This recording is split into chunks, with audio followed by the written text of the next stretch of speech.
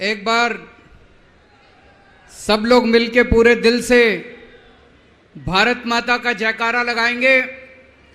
भारत माता की, भारत माता की, इनकलाब, इनकलाब, वंदे वंदे।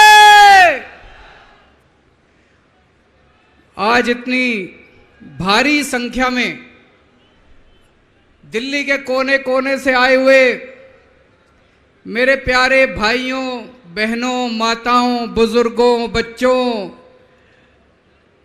आप सब लोगों को मेरा नमस्कार, सबको मेरा प्रणाम। मैं देख रहा हूं जहां तक नजर जा रही है पीछे कम से कम 1 लाख लोगों के, यहां पे 1 लाख लोग मौजूद हैं। और मैं अभी आ रहा था, कम से कम 20-25 हजार लोग सड़कों पे इस वक्त रामलीला मैदान की तरफ बढ़ रहे हैं। इतनी भारी संख्या में आज लोग यहां आए हैं। अपनी बात शुरू करने के पहले आपसे पूछना चाहता हूं, आप में से कौन कौन मुझे प्यार करते हैं? जरा हाथ खड़े करके बताओ कौन कौन प्यार करता है। आपका बहुत बहुत शुक्रिया इस प्यार, इस मोहब्बत के लिए। लेकिन अब जो जो लोग मेरे से प्यार करते हैं, सबसे पहले एक बात आपसे मांगना चाहता हूं। जैसा अभी सौरभ भारद्वाज जी ने कहा, सब लोग अपने अपने मोबाइल फोन निकाल लो। अभी हम देख रहे हैं यहां पे कम से कम 40-50 वीडियो कैमरा, टीवी वालों के कैमरा मौजूद हैं। अब इस मैदान में 1 लाख कैमरे चालू हो जाएंगे, 1 लाख कैमरे। सब लोग अपना अपना फोन निकालो, फोन पे वीडियो रिकॉर्डिंग चालू करो, अपनी अपनी फेसबुक चालू करो और फेसबुक लाइव कर दो। इस रामलीला मैदान से अब एक साथ 1 लाख टीवी कैमरे लाइव चालू होंगे, 1 लाख टीवी कैमरे लाइव चालू होंगे। मैं सबसे पहले कपिल सिब्बल साहब का बहुत बहुत शुक्रिया अदा करता हूं, हमारे इनविटेशन पे आज वो आए। कई साल के बाद आज हम लोग रामलीला मैदान में इकट्ठे हुए हैं। आज से 12 साल पहले, 12 साल पहले इसी रामलीला मैदान में इकट्ठे हुए थे हम लोग भ्रष्टाचार के खिलाफ। इस मंच को मैं नमन करता हूं, यह बहुत पवित्र मंच है। आज से 12 साल पहले भ्रष्टाचार के खिलाफ इकट्ठे हुए थे। आज इसी मंच से एक अहंकारी तानाशाह को इस देश से हटाने के लिए फिर से इकट्ठे हुए हैं। दोस्तों, तानाशाही को खत्म करने के लिए फिर से इकट्ठे हुए हैं। और जैसे उस वक्त भ्रष्टाचार के खिलाफ आंदोलन हमारा सफल हुआ था, आज इसी मंच से जो आंदोलन शुरू हो रहा है, हमारे देश के अंदर जो तानाशाही लाई जा रही है उसे खत्म करने का जो आंदोलन शुरू हो रहा है, जनतंत्र को खत्म करने का जो आंदोलन शुरू हो रहा है, संविधान को बचाने का जो आंदोलन आज शुरू हो रहा है, बहुत जल्दी इस आंदोलन को भी सफलता मिलेगी। सुप्रीम कोर्ट ने दिल्ली के लोगों के हक में फैसला दिया। 8 साल तक दिल्ली के लोगों ने लड़ाई लड़ी सुप्रीम कोर्ट के अंदर। सुप्रीम कोर्ट में हमारे वकील अभिषेक मनु सिंघवी साहब ने दिल्ली के लोगों की तरफ से लड़ाई लड़ी। सबसे पहले मैं आज इस मंच से सिंघवी साहब का भी दिल्ली के लोगों की तरफ से शुक्रिया अदा करता हूं, जिन्होंने दिल्ली के लोगों को उनका हक दिलाया। दोस्तों, 11 मई, आज 11 जून है, आज से 1 महीने पहले 11 मई को देश की सर्वोच्च अदालत, सबसे बड़ी अदालत सुप्रीम कोर्ट की भी कॉन्स्टिट्यूशन बेंच उसने आदेश पारित किया दिल्ली के लोगों के हक में, और उसके 8 दिन के बाद, 1 हफ्ते के बाद 19 मई को देश के प्रधानमंत्री ने सुप्रीम कोर्ट के आदेश को खारिज कर दिया। दोस्तों, देश की सबसे बड़ी अदालत के फैसले को प्रधानमंत्री ने खारिज कर दिया। प्रधानमंत्री कहते हैं मैं सुप्रीम कोर्ट को नहीं मानता। देश के प्रधानमंत्री कहते हैं मैं सुप्रीम कोर्ट को नहीं मानता। 75 साल के भारत के इतिहास में पहली बार एक प्रधानमंत्री आया है जो कहता है मैं सुप्रीम कोर्ट को नहीं मानता। पूरे देश के लोग स्तब्ध हैं। पूरे देश के लोगों को यकीन नहीं हो रहा, इतना अहंकारी प्रधानमंत्री को इतना अहंकार। प्रधानमंत्री कहता है मैं सुप्रीम कोर्ट को नहीं मानता।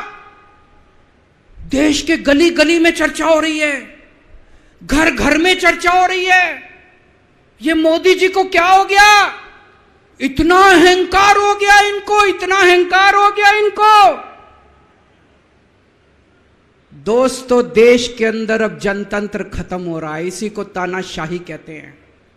जब देश का प्रधानमंत्री कहता है मैं सुप्रीम कोर्ट को नहीं मानता, इसी को तानाशाही कहते हैं, इसी को हिटलर शाही कहते हैं, जनतंत्र खत्म होना कहते हैं।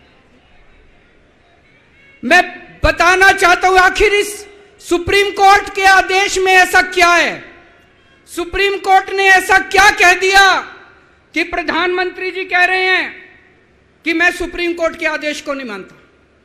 सुप्रीम कोर्ट ने अपने आदेश में बोला कि भारत एक जनतंत्र है, भारत में जनता सुप्रीम है, जनता अपनी सरकार चुनती है, उस सरकार को जनता के काम करने का पूरा अधिकार होना चाहिए। दिल्ली में भी लोग सरकार चुनते हैं, दिल्ली की सरकार को भी, जिस भी सरकार को दिल्ली के लोग चुनते हैं, चाहे इस पार्टी की सरकार हो चाहे उस पार्टी की सरकार हो, सुप्रीम कोर्ट ने कहा कि जो भी सरकार दिल्ली के लोग चुनते हैं, जनता सुप्रीम है, दिल्ली की जनता सुप्रीम है, उस सरकार को काम करने का अधिकार होना चाहिए। मैं आपसे पूछना चाहता हूं, क्या सुप्रीम कोर्ट ने गलत बोला? क्या प्रधानमंत्री को सुप्रीम कोर्ट का आदेश मानना चाहिए? मोदी जी कहते हैं मैं सुप्रीम कोर्ट का आदेश नहीं मानता। मोदी जी ने अध्यादेश पारित कर दिया और सुप्रीम कोर्ट के आदेश को खारिज कर दिया। मोदी जी का अध्यादेश क्या कहता है?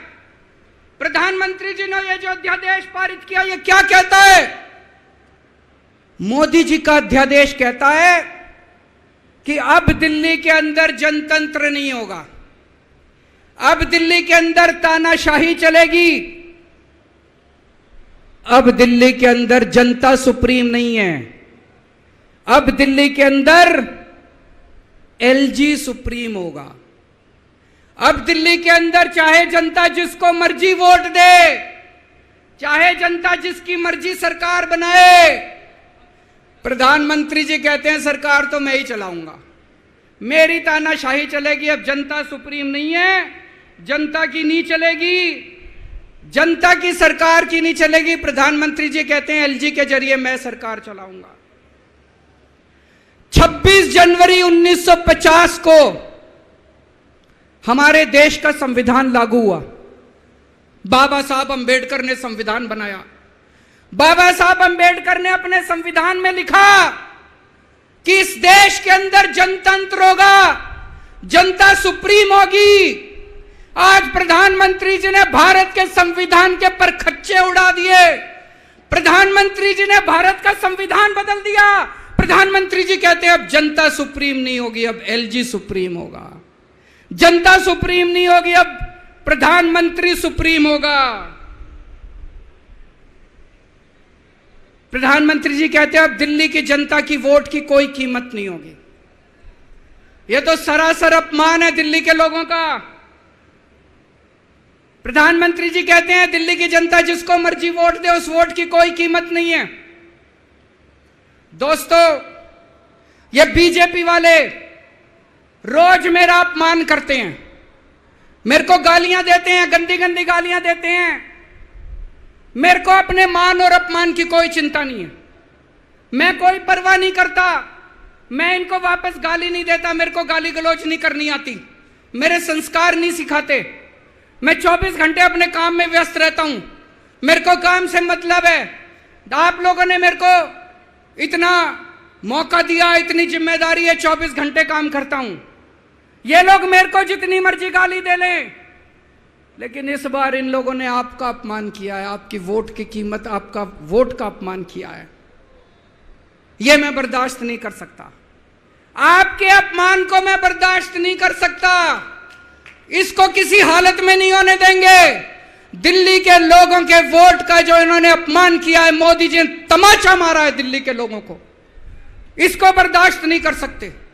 इसको ठीक करा के रहेंगे, इस अध्यादेश को खारिज करा के रहेंगे, सुप्रीम कोर्ट के आदेश को पालन करा के रहेंगे। करेंगे कि नहीं करेंगे?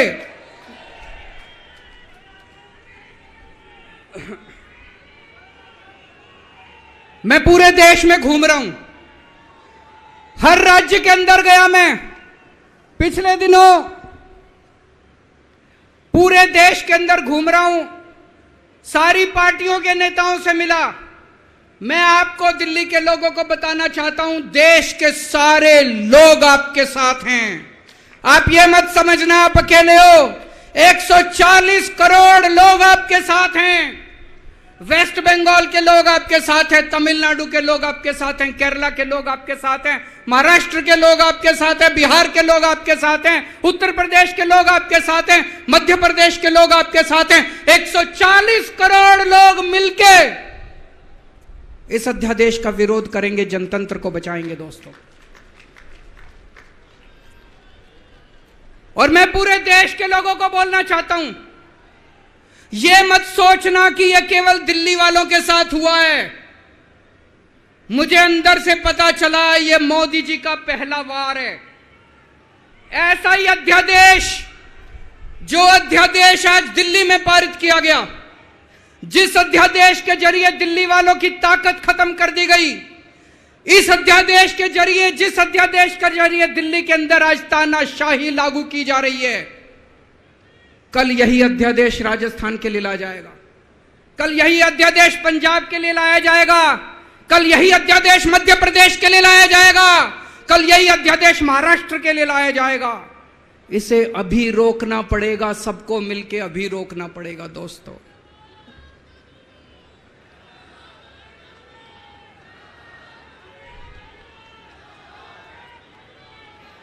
मोदी जी दिल्ली वालों के पीछे क्यों पड़े हैं? दिल्ली वालों के पीछे क्यों पड़े हैं मोदी जी? 2015 में दिल्ली के लोगों ने 7 एमपी की सीट मोदी जी को जिता दी, मोदी जी को प्रधानमंत्री बनाया और मोदी जी को कहा आप देश संभालो। और दिल्ली में 70 में से 3 सीट बीजेपी को दी, 3 सीट, 67 सीट आम आदमी पार्टी को दी। और दिल्ली के लोगों ने कहा केजरीवाल जी आप दिल्ली संभालो। बीजेपी को 3 सीट देने का क्या मतलब? दिल्ली के लोगों ने अपनी आंखें लाल करके मोदी जी की तरफ देखा और बोला आप देश संभालो, खबरदार दिल्ली की तरफ आंख उठा के देखी तो। बोला कि नहीं बोला? 2020 में फिर से दिल्ली के लोगों ने 7 एमपी की सीट मोदी जी को दी, बोले आप देश संभालो। आम आदमी पार्टी को 70 में से 62 सीट दी, बोले केजरीवाल जी आप दिल्ली संभालो। फिर से दिल्ली के लोगों ने आंखें लाल करके मोदी जी को कहा आप देश संभालो, दिल्ली की तरफ आंख उठा के मत देखना। लेकिन प्रधानमंत्री जी से देश तो संभल नहीं रहा, देश का तो बेड़ा गर्क कर दिया। रोज उठते हैं और दिल्ली वालों के काम रोक देते हैं, रोज उठते हैं और दिल्ली वालों के काम। मैं स्कूल बनवाता हूं, मोदी जी कहते हैं मैं तेरे स्कूल नहीं बनने दूंगा। मैं अस्पताल बनवाता हूं, मोदी जी कहते हैं तेरे अस्पताल नहीं बनने दूंगा। मैं मोहल्ला क्लिनिक बनाता हूं, मेरे मोहल्ला क्लिनिक तोड़वा दिए मोदी जी ने। पिछले साल प्रधानमंत्री जी ने दिल्ली के अस्पतालों में दवाइयां बंद करा दी। मैं सीसीटीवी कैमरे लगवाता हूं, प्रधानमंत्री जी एलजी को कह के सीसीटीवी कैमरे नहीं लगने देते। पिछले साल मोहल्ला क्लिनिक के अंदर इन्होंने गरीबों के टेस्ट बंद करवा दिए। दोस्तों, मैंने दिल्ली के लोगों के लिए योगा क्लासेस शुरू की, प्रधानमंत्री जी ने योगा क्लासेस बंद करवा दी। प्रधानमंत्री जी से मैं कहना चाहता हूं, आप देश संभालो ना, आपसे देश तो संभल नहीं रहा। देश का बेड़ा गर्क कर दिया आपने। चारों तरफ इतनी महंगाई हो रही है, पेट्रोल 100 रुपए लीटर पहुंच गया, डीजल 90 रुपए लीटर पहुंच गया, दूध महंगा हो गया, सब्जियां महंगी हो गई, एलपीजी का सिलेंडर 1000 रुपए के ऊपर हो गया। इनको समझ ही नहीं आ रहा महंगाई कैसे, इनको चौथी पास राजा को समझ ही नहीं आ रहा कि देश कैसे संभाले। एक दिन कहते हैं 2000 का नोट आएगा, 5 साल बाद कहते हैं 2000 का नोट जाएगा। अरे इनको समझ ही नहीं है। आप लोगों ने कोई समझदार प्रधानमंत्री बनाया होता, कम से कम ये तो बता देगा 2000 का नोट आएगा कि जाएगा। चारों तरफ बेरोजगारी फैली हुई है, इनको समझ ही नहीं आ रहा बेरोजगारी कैसे दूर करें। चारों तरफ भ्रष्टाचार फैला हुआ है, इनको समझ ही नहीं आ रहा भ्रष्टाचार दूर कैसे करें। जीएसटी की वजह से व्यापारियों का बेड़ा गर्क हुआ पड़ा है, इनको समझ ही नहीं आ रहा जीएसटी को कैसे ठीक करें। पूरे देश का रेलवे में मेरी आप लोगों से गुजारिश है, एक टेस्ट करके देखना। कोई second class AC, third AC, second class की टिकट खरीद लेना, सेकंड क्लास स्लीपर की। एक बारी रेल में जाके देखो इन्होंने रेलवे का क्या हाल कर दिया। पूरी रेलवे का बेड़ा गर्क कर दिया। अच्छा खासा चलता हुआ रेलवे इन्होंने बेड़ा गर्क कर दिया इन लोगों ने। 2002 में प्रधानमंत्री जी गुजरात के मुख्यमंत्री बने, 12 साल गुजरात के मुख्यमंत्री रहे। पिछले 9 साल से देश के प्रधानमंत्री हैं। 21 साल हो गए मोदी जी को राज करते करते, 21 साल। 2015 में मैं दिल्ली का मुख्यमंत्री बना, मेरे को 8 साल हो गए दिल्ली पे राज करते करते। आज मैं चैलेंज करता हूं और देश की जनता को अपील करता हूं, मोदी जी के 21 साल, मेरे 8 साल, दोनों के देख लो किसने ज्यादा काम किया। केजरीवाल ने ज्यादा काम करा, केजरीवाल ने 8 साल में ज्यादा काम करा कि मोदी जी ने 21 साल में ज्यादा काम करा। अरे इनसे काम तो होता नहीं है। देश के अंदर जो अच्छा काम करता है उसको रोकने की कोशिश करते हैं।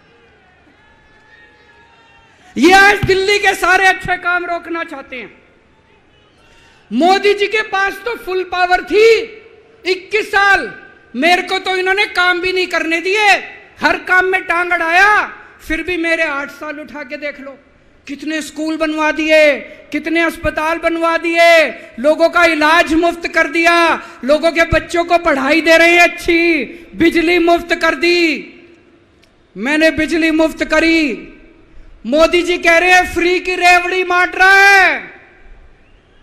अरे गरीबों के हाथ में अगर 4 रेवड़ी रख दी तो कौन सा बुरा हो गया।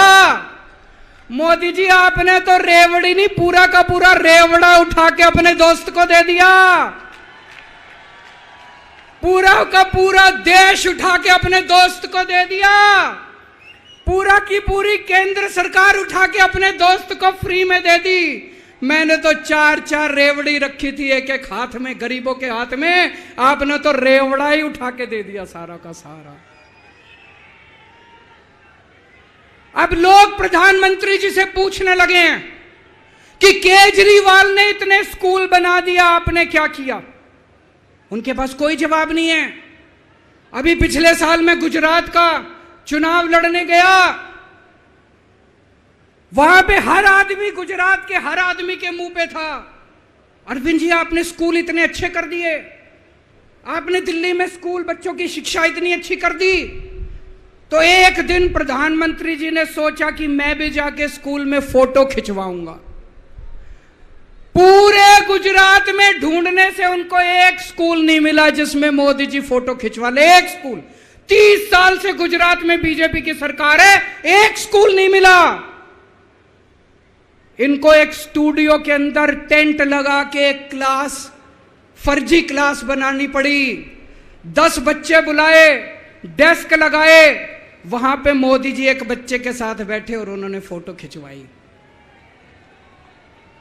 अब लोग प्रधानमंत्री जी से पूछने लगे कि केजरीवाल ने इतना काम कर दिया, आपका काम कहां है? तो अब मोदी जी ने तय किया मैं केजरीवाल को काम नहीं करने दूंगा। उन्होंने मनीष सिसोदिया को उठा के जेल में डाल दिया। उनको लगा मनीष सिसोदिया को जेल में डालने से शिक्षा के काम रुक जाएंगे। उन्होंने सतिंदर जैन को उठा के जेल में डाल दिया। उनको लगा सतिंदर जैन को जेल में डालने से मोहल्ला क्लिनिक बंद हो जाएंगे, अस्पताल बंद हो जाएंगे। मैं प्रधानमंत्री जी को बोलना चाहता हूं, हमारे पास एक मनीष सिसोदिया नहीं है, हमारे पास 100 मनीष सिसोदिया हैं। हमारे पास एक सतिंदर जैन नहीं है, हमारे पास 100 सतिंदर जैन है। आप एक को जेल में डालोगे, हमारा दूसरा आ जाएगा काम करने के लिए, काम नहीं रुकेगा दोस्त। जब इनको जेल में डालने से काम नहीं चला तो अब ये ऑर्डिनेंस लेके आए हैं और ऑर्डिनेंस से ये सारा काम रोकना चाहते हैं। दोस्तों, आज दिल्ली के लोग मुसीबत में हैं। दिल्ली के लोगों के ऊपर यह अध्यादेश थोपा जा रहा है। आपने पिछली बार 7 MP को वोट दिया था, कहां है वो सातों के सातों? अपने घर में दुबक के बैठे हैं। वो बीजेपी के गुलाम है, वो आपके नहीं है, आपके सगे नहीं है, वो बीजेपी के गुलाम है। आपको कल को मुसीबत आती है तो केवल आपका बेटा, आपका भाई केजरीवाल आपके साथ खड़ा है, वो कभी खड़े नहीं होंगे। दोस्तों,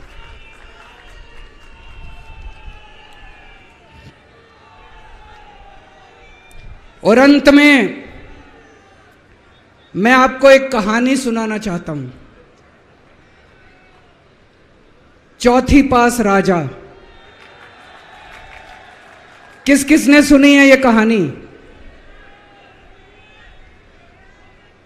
इस कहानी का महात्म्य है कि इस कहानी को जितनी बार सुनोगे, जितनी बार सुनाओगे, उतनी भगवान की कृपा आपके परिवार के ऊपर बरसेगी। इस कहानी का जितना प्रचार प्रसार करोगे, उतना देश की तरक्की होगी, उतना समाज की तरक्की होगी। तो जिन लोगों ने कहानी सुनी है वो भी बड़े ध्यान से दोबारा सुनना, अच्छे से सुनना और इसका खूब प्रचार प्रसार करना। यह कहानी एक राजा की है, एक चौथी पास राजा की कहानी है, एक अहंकारी राजा की कहानी है, एक भ्रष्टाचारी राजा की कहानी है। आप लोगों ने राजा और रानी की कई कहानियां सुनी होंगी। इस कहानी में राजा तो है, रानी नहीं है।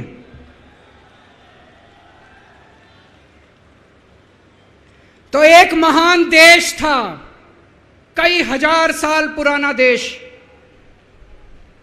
उस देश के एक गांव में एक बच्चा पैदा हुआ, बहुत गरीब घर में एक बच्चा पैदा हुआ।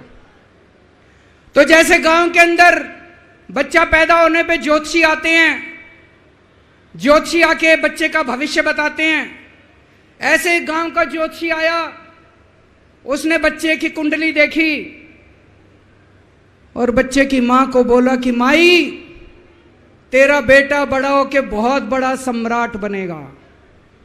माई को समझ नहीं आया, मैं इतनी गरीब, मेरा परिवार इतना गरीब, मेरा बेटा सम्राट कैसे बनेगा। खैर, बच्चा धीरे धीरे बड़ा होने लगा। गांव के सरकारी स्कूल में उसका एडमिशन करा दिया। उसका पढ़ने लिखने में मन नहीं लगता था। पढ़ते पढ़ते क्लास करते करते चौथी में आके उसने नाम कटवा लिया। उसका पढ़ाई लिखाई में मन नहीं लगता था।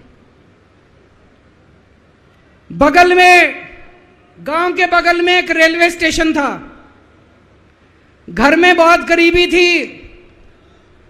वो बच्चा वहां स्टेशन पे जाके चाय बेचने लगा।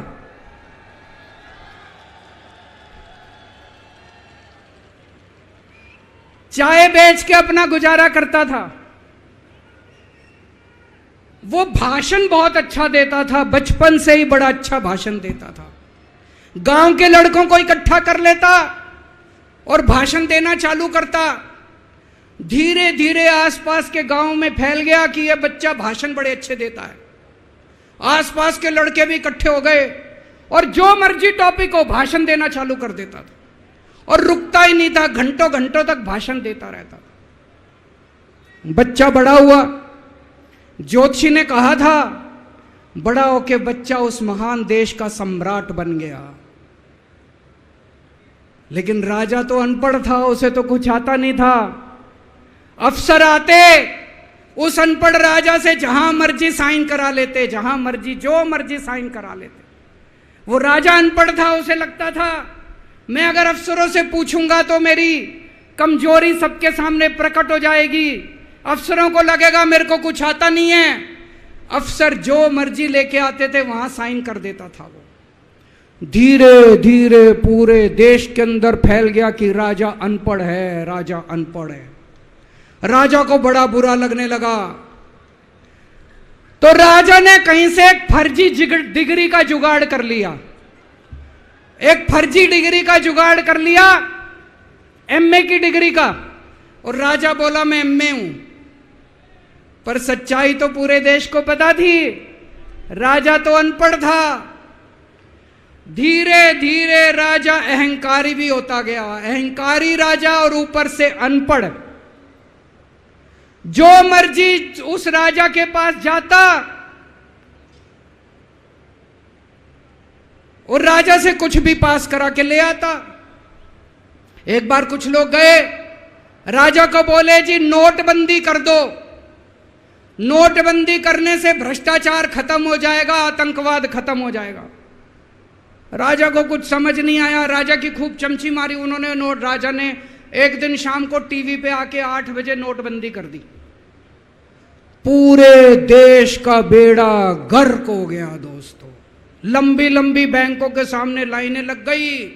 कई लोग मर गए, दुकानें बंद हो गई, रोजगार बंद हो गए, बड़ी बड़ी इंडस्ट्री बंद हो गई। पूरे देश का बेड़ा गर्क हो गया।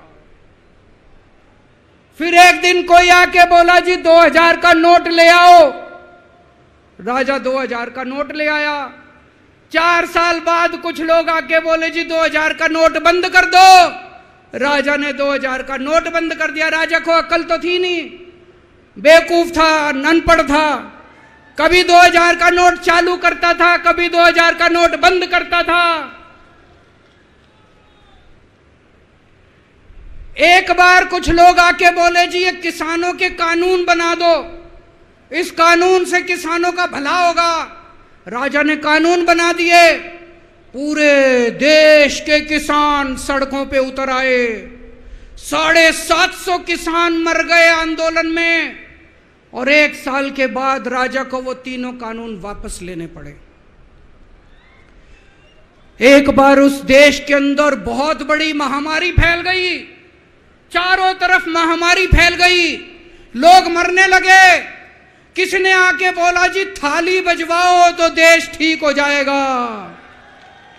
तो राजा ने पूरे देश में थाली और चम्मच बजवा दिए। महामारी तो नहीं बची, महामारी तो फैली रही। किसी ने आके कहा जी डॉक्टरों की जरूरत पड़ेगी, दवाइयों की जरूरत पड़ेगी, इंजेक्शन की जरूरत पड़ेगी, तब महामारी रुकेगी। राजा अपने दोस्तों का बड़ा ख्याल रखता था। उसके दोस्त थे। एक दोस्त ने 10,000 करोड़ रुपए चोरी कर लिए। राजा ने उसको देश से भगा दिया। दूसरे दोस्त ने 20,000 करोड़ चोरी कर लिए, राजा ने उसको भी देश से भगा दिया। पर एक दोस्त ऐसा था जिससे राजा की ज्यादा ही दोस्ती थी। कौन था? उसको उन्होंने सारे एयरपोर्ट बेच दिए, सारे जहाज बेच दिए, सारे सी पोर्ट बेच दिए, उन्होंने आसमान बेच दिया, जमीन बेच दी राजा ने, खदाने बेच दी। उस दोस्त पे राजा मेहरबान था। राजा का एक और दोस्त था। वो दोस्त इतना गंदा था कि उसने कुछ अंतर्राष्ट्रीय खिलाड़ी महिलाओं के साथ बदतमीजी करी, लेकिन राजा ने दोस्ती नहीं छोड़ी। मजाल जो उस दोस्त के ऊपर कोई आंच आ जाए, राजा उस दोस्त के साथ खड़ा रहा, लेकिन उसने खिलाड़ियों का सुना। राजा का एक और दोस्त था। उस दोस्त ने किसानों के ऊपर गाड़ी चढ़ा दी, रौंद दिया, कुचल दिया किसानों को। राजा ने अपनी दोस्ती नहीं छोड़ी। इस बात पे तो दाद देनी पड़ेगी कि राजा दोस्तबाज था, एक नंबर का दोस्तबाज था। चारों तरफ अत्याचार हो गया, चारों तरफ देश के अंदर इनके अपने लोग जो थे वो बलात्कार करने लगे, गलत काम करने लगे, हाहाकार मच गया। जो राजा के खिलाफ बोलता, राजा उसको पकड़ के जेल में डाल देता। एक दिन एक पत्रकार ने कार्टून बना दिया राजा के खिलाफ, उस पत्रकार को उठा के जेल में डाल दिया। एक दिन एक किसी पत्रकार ने उनके खिलाफ कुछ लिख दिया, उसको पकड़ के जेल में डाल दिया। जो राजा के खिलाफ बोले उसका बेड़ा गर्क। कोई जज अगर उस राजा के खिलाफ ऑर्डर करता था, राजा उसको बख्शता नहीं था। चारों तरफ अत्याचार, महंगाई, बेरोजगारी। ऊपर आसमान में देवता ये सब देख रहे थे कि पृथ्वी के ऊपर कितना घनघोर अत्याचार हो रहा है। सारे देवता इकट्ठे हुए, देवताओं ने मीटिंग करी।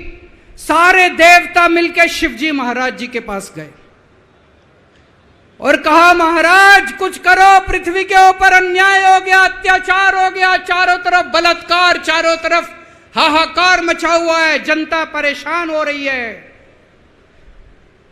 पृथ्वी जी, शिवजी महाराज जी ने अपनी तीसरी आंख खोली और दोस्तों यहां प्रचंड पृथ्वी के ऊपर अजीब अजीब घटनाएं घटने लगी। उज्जैन के अंदर महाकाल की 6 सप्तऋषियों की बड़ी बड़ी 10 फुटा भारी भारी मूर्तियां थी। एक दिन बारिश और तूफान आया और 6 की 6 मूर्तियां टूट गई। लोगों ने कहा बड़ा अपशकुन हो रहा है, बड़ा अपशकुन हो रहा है। एक दिन एक ट्रेन एक्सीडेंट हो गया, 250 से ज्यादा लोगों की मौत हो गई। लोगों ने कहा बड़ा अपशकुन हो रहा है। और एक दिन घनघोर बारिश आई, तूफान आया, ऊपर से आकाशवाणी हुई। सारे देश की जनता को भगवान ने कहा कि आप महान देश के लोग हो, क्या कर रहे हो, उठो, खड़े हो जाओ और इस अहंकारी राजा के खिलाफ सब लोग मिलकर आवाज उठाओ। भगवान आपके साथ है। और उसके बाद दोस्तों सोई हुई जनता जाग गई और 1 साल के अंदर उस अहंकारी राजा का राजपाट जनता ने उखाड़ के फेंक दिया। और उसके बाद वो महान देश दिन दूनी रात चौगुनी प्रगति करने लगा। ये कहानी बड़ी पवित्र कहानी है। इस कहानी को सुनने से और सुनाने से परिवार का, समाज का और देश का बहुत भला होता है। इसे ज़्यादा से ज़्यादा शेयर कीजिए, ज़्यादा से ज़्यादा लोगों तक पहुंचाइए ताकि ज़्यादा से ज़्यादा लोग इसे सुन सकें, इसे समझ सकें। अंत में आपसे एक ही विनती है, अगली बार वोट डालने जाओ तो ऐसे आदमी को वोट डालना, ऐसे आदमी को प्रधानमंत्री बनाना जो कम से कम इतनी तो समझ रखता हो कि 2000 का नोट कैंसिल करना है कि चालू करना है। कपिल सिब्बल साहब एक बहुत अच्छी लड़ाई लड़ रहे हैं। इनकी एक वेबसाइट है इंसाफ के सिपाही।